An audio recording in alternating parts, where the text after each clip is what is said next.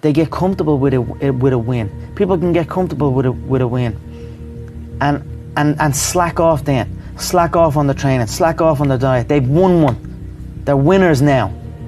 That's not me, you know. You sleep on a win and you'll wake up with a loss. So I just carry on. I just want to make a lot of money and tell people money is not everything for this life.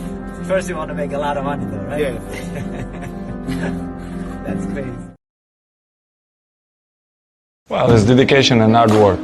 This is my words, to dedicate myself 100% every time to be the position that I am today. It's not 1 year, it's 10 years, 12 years, you know, to maintain my level. It's making me feel proud. You have to dedicate yourself 100%. It doesn't mean how many hours you're training, but the way you're training, your dedication.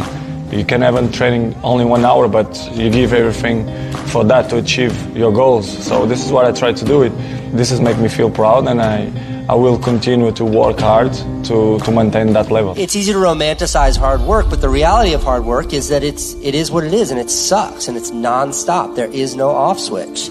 And you know, like I don't need to work hard. Like, we could leave expensive New York City and move somewhere more cost effective, and I could do nothing but watch TV for the rest of my life, and I can say that at age 37, and that's a huge privilege. But instead I work 20 hours a day because I love every second of it. You should never ever be embarrassed by those struggles. You should never view your challenges as a disadvantage. Instead, it's important for you to understand that your experience facing and overcoming adversity is actually one of your biggest advantages. Stop being driven by rewards. Stop being driven by outcomes. Stop being driven by, if I get this, I'm gonna do this. Just work. And if you don't get what you thought you were gonna get, show up and still go to work. Because along the process, what's more important, what you acquire or who you become? When you see the famous people, wow, so successful, you don't know behind the story, how tough they are. Like people, wow, Jackie, the move is so good.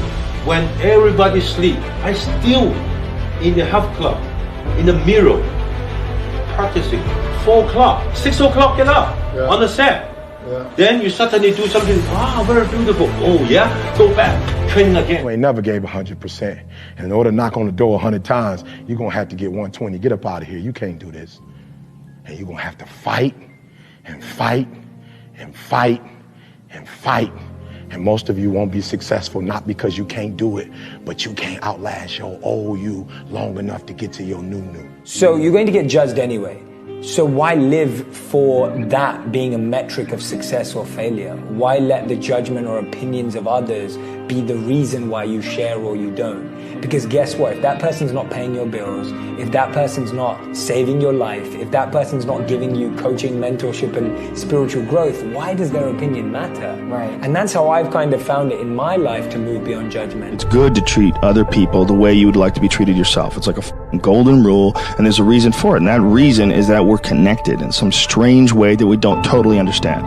And unless you are good to other people around you, unless you're kind and friendly and warm and loving, you're not going to enjoy this life. You're just not.